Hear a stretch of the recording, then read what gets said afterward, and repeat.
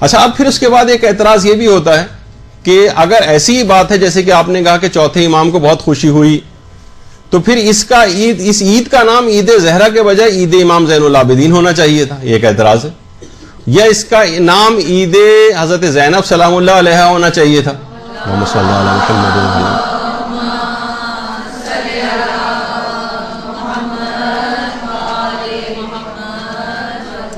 دیکھیے ایک ہے نا، ایک اعتراض تو ہے کہ اس کا نام عید زہرا کیوں ہے؟ یہ تو عید امام زین العابدین ہونا چاہیے تھا. وہ خوش ہوئے، حضرت زینب خوش ہوئی ہوں گی، ان کے اعتبار سے یہ والا نام ہوتا تو زیادہ اس کا مناسب نام ہوتا. تو عید زہرا کیوں؟ جبکہ پھر کہتے ہیں کہ اس عید کو ان سے منسوب کرنا، جبکہ حضرت زہرا تو اتنے ان ظالموں، یہ تو سمجھیں کہ 66 ہجری کے قریب 65-66 ہجری میں ظالم مارے گئے، اور حضرت زہرا کا تو شہادت کب ہو چکی تھی، تو پہلے سے واقعے سے کیسے خوش ہو سکتی ہیں؟ تو دیکھیے یہ کہا جاتا ہے کہ زمانی فرق ایک ایسا فرق ہے کہ جس کی وجہ سے یہ روایت، یہ بات غلط ہے کہ اس دن کو اس وجہ سے خوشی کا دن منا کے عید زہرا کا نام دیا جائے، کیونکہ حضرت زہرا کی شہادت کی تو کتنے عرصے بعد یہ واقعہ ہوا ہے، تو پہلے سے کیسے خوش ہو رہی تھیں.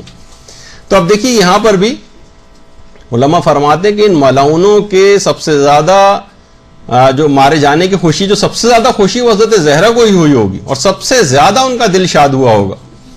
اب پھر یہ سوال کہ یہ اتنے قتل سے اتنا پہلے سے کیسے خوش ہوئی؟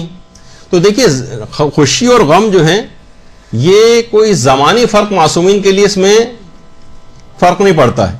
مثلا واقع کربلا کتنے عرصے بعد ہونا تھا پیغمبر کے، لیکن پیغمبر امام حسین کو جب بھی دیکھتے تھے، اور کتنے واقعات ایسے کہ پیغمبر رونے لگتے تھے اور غم مناتے تھے.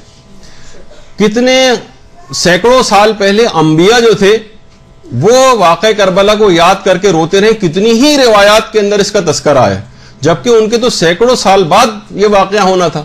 پیغمبر اسلام کے سامنے تو خود امام حسین موجود تھے، زندہ سلامت تھے، لیکن پھر بھی پیغمبر جو غم مناتے تھے. تو معصومین کے لیے، انبیاء کے لیے جو مستقبل کی خبریں رکھتے ہیں، ان کے لیے پہلے سے غم منانا یا خوش ہونا، یہ کوئی زمانی فرق کی وجہ سے اس بات پر اعتراض کرنا کہ وہ پہلے سے کیسے خوش ہو گئی تھی، یہ بہت ہی نامعقول قسم کا ایک اعتراض ہے. یا وہ جو آپ سنتی ہیں کہ زلیخا کے سامنے جب حضرت یوسف نے کہا تھا کہ اس وقت تمہارا کیا حال ہوگا جب تم آخری پیغمبر کو دیکھو گی، تو زلیخا نے کہا کہ آپ نے نام لیا اور ان کے اچانک سے میرے دل میں ان کی محبت پیدا ہو گئی.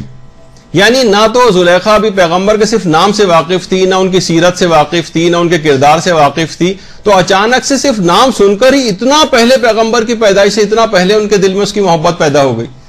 تو زمانی فرق جو ہیں وہ اس سلسلے میں جو ہے وہ شمار نہیں ہوتے ہیں. اور غم بھی پہلے انبیاء بھی واقع کربلا کے تناظر میں غم مناتے رہے اس واقعے سے بہت پہلے. تو اگر حضرت زہرا نے بھی اس لحاظ سے اس دن کے حوالے سے خوشی منائی، یا یہ کہ اس دن کو یاد کر کے، یا یہ کہ وہ خوش ہوئی ہوں گی اس وجہ سے کہ سب سے زیادہ خوشی ان کو ہوئی ہوگی، کیونکہ خاندان عصمت و طہارت کے اوپر جتنے مظالم اس ظالم نے کیے تھے اس لحاظ سے سب سے زیادہ خوشی جو ہے حضرت زہرا کو ہوئی ہوگی، اس وجہ سے ان سے منسوب کیا گیا اس کو.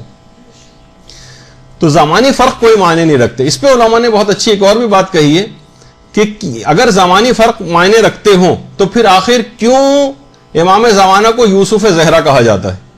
زیادہ بہتر نہیں تھا کہ اللہم صلی علی محمد و آل محمد.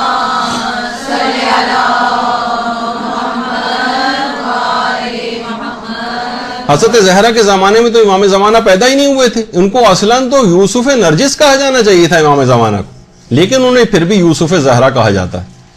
تو بہرحال اس قسم کے اعتراضات کی اس میں کوئی گنجائش نہیں کہ ان اعتراضات کر کے اس دن کی عظمت اور شرف سے لوگوں کو خوشی منانے سے روکا جائے.